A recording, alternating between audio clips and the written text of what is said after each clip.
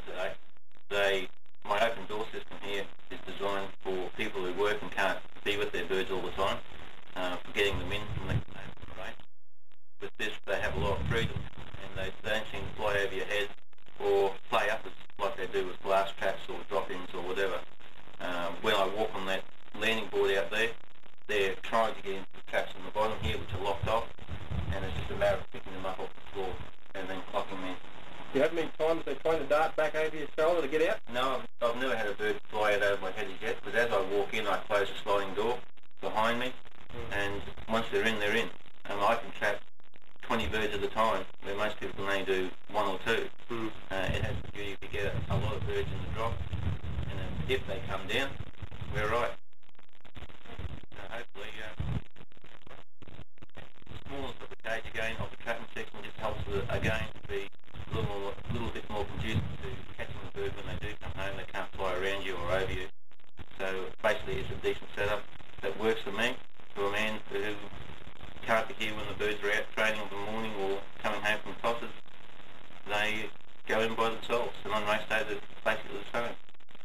And how do you train them during the week, Phil?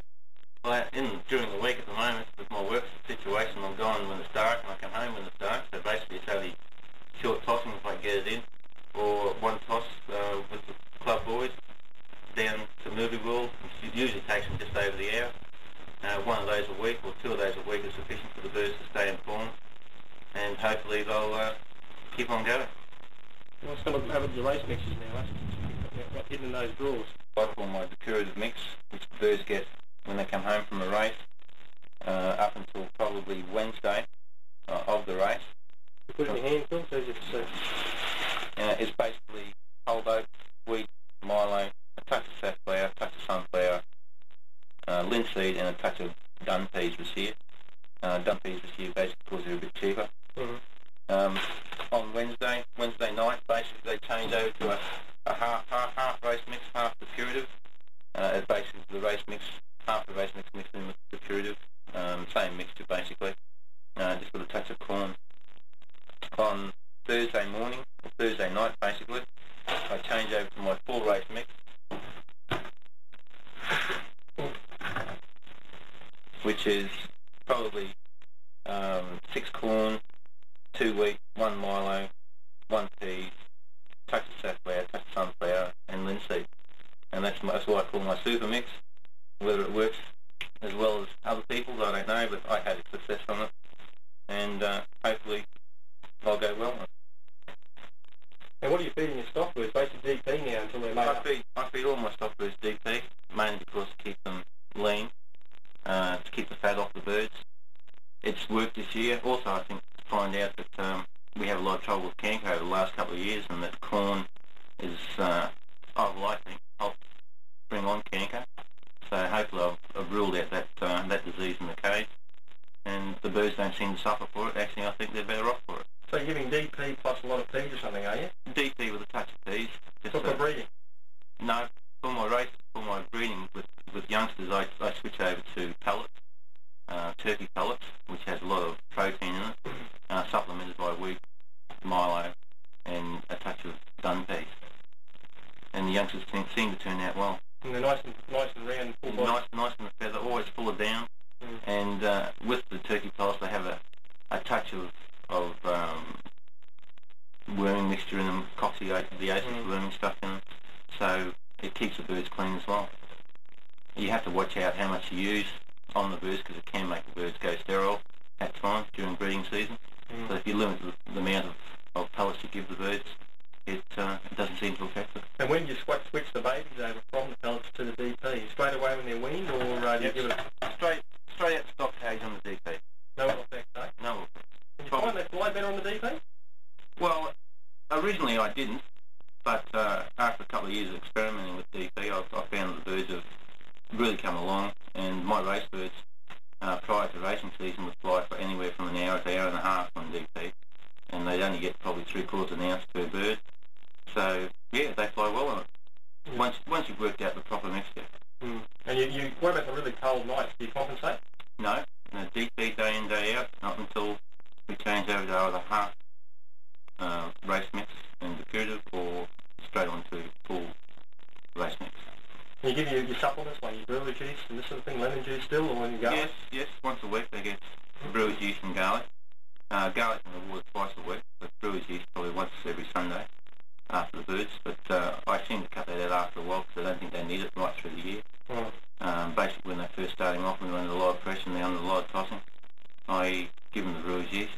It makes a difference. It makes a big difference in the feather, and makes the birds look good as well. They seem to enjoy it. So now a lot of people use it these days. So you've got to go along with the trends. Thanks, Phil. On the cock's cage and on the right the hen's racing cage. Move in now, Phil, and show us inside. Well, mate, here you go. For the birds there, they're designed to take a nest bowl to bring the hens home to the cocks. I haven't used it this year as yet, a bit early in the season. But wire floors mainly for health reasons and work reasons. We haven't got to clean them out as much. The case is ready now for the birds coming home from Belmont today. I've sent 39 to the race, and hopefully things will go well and get a good fat. The bottom section over there is my stock cock cage. 8 cocks in there. I don't hold many birds, but what I've got I have plenty of fun with. The cock on the feed box there is one of Peter Matthews's, Jensen Gurney Cross. He did nothing as a race bird, but as a stock bird he's bred me 3rd in St Lawrence National, and plus many pot birds. Tim's got a full sister over at his place who's breeding the 10 hen, which you've probably all heard about. The blue cock on the floor behind him is a Phoenix cock from Bob Mitchley. He hasn't bred me anything Spartan yet, but I've got some good birds in the race this week, so hopefully they'll go well. The blue cock on the back wall is Jansen, come down from Peter Matthews' 551 cock, which is legendary for Peter. The dark tip cock don't get dropped, so we don't have to worry about him. Backwards and forwards, and the red on perch and the mealy walking along the top of the perches, both brothers. The red I've already spoken about. The mealy has clocked the Peter about 5 or 6 times in Windsor's Longmouth. 2 combine places, plus the fills on a couple of occasions. Brilliant race pigeon, hasn't produced much from in the stock cage, whereas his brother has produced in the stock cage. We pan up to the mealy pied on the top shelf. He's part of my 5th in Townsville fed last year. He's a Bricko-based homes that's the same as Robbie Stuckey and Bob Mitchley have got. Actually, Bob gave me that cock. If you pan over black pied on the left-hand side, he's a Jansen cross that Peter Matthews gave me. It's probably my best stock bird to date. He's bred me combine place getters, numerous club wins, and an all-round great pigeon. He's related to a pied cock that Robbie Stuckey's got in his loft now from Kevin Mars. I might consider mentioning that to Robbie next time you see him. Right. They're from the Les Cases Jansens in Victoria. Brilliant pigeon. He's bred me numerous wins. If you'd like to go up to my stock cage, up my hen side, and I'll show you my hens. Usually, probably Golf in Origin. It's the mother of my 3rd in St Lawrence National and 2nd in Millside Ring Race. Bob tells me it's probably the best bird I'll ever get from him. He's got the same in stock, and they do absolutely brilliant for Bob. The blue bar on the bottom shelf is also Golf from Bob Midgley. It's a full sister of Tim's what he calls the skinny cock. And the skinny cock for Tim has bred numerous pigeons that have raced well. She's only my 2nd year of breeding out of her, so I'll have to wait and see. The checker hen above her is my Walbert hen. She won Walbert. There's only 3 pigeons home on the day. I had 2, and Tim Johnson had 1. I just picked Tim on the post. We clocked in something like 20 past 5, half past 5 in the afternoon. The red pied beside her is my 5th in Townsville hen. She came home from Townsville on the 2nd day. She'd never been out the cage, and I thought I was well and truly out of it. I was a bit disgusted at the time until I found out the truth. And everyone raved about her when I took her over to fence. The checker hen beside her, the checker pied, is one of Tim Johnson's. I think this is the hen that got Tim 2nd in Windora, I think it is. A little pied underneath her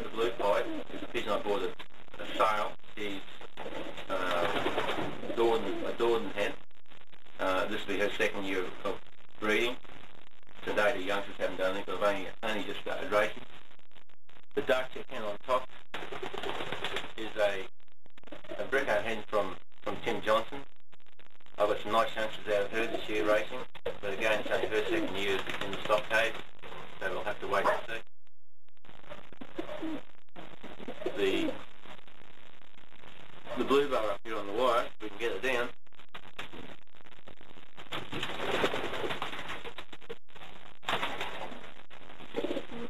There's a Phoenix Blue that I also bought at the sale. Might be crowing around like a buck, it's definitely in. I've already popped one of the youngsters in the first race, and they like the type of pigeons. And the blue bar right on the top shelf in the corner is an old bell pen from Ronnie Scott's that I got from Bob Wisley. Hopefully she's going to bring me some stock birds this year. She's got a brilliant eye and is probably the grandmother or the mother of a lot of Bob's stock birds up there. That's basically all my hens. I don't carry many pigeons, but like I say, what I've got gets me through the year, and I have a lot of fun with them and keep the boys honest. Now, more for only a small number of pigeons, so I sacrifice a lot of boxes for my pigeon health by putting wire floors on the stock boxes. It makes cleaning so much simpler. It seems to keep the disease out, and it seems to breed better youngsters. A few of us have tried these over the last couple of years, Bob in particular, and we both rave about it. It makes life so much easier for the stock birds, and they don't seem to mind it, and the youngsters turn out well. My idea with the trays underneath the wire floors is just an extra step of keeping hygiene at a premium. It helps to bring the birds into form, I think, and that it keeps all the disease out of the cage. Basically, that's my cage. That's it. That's me. Right. Thank you.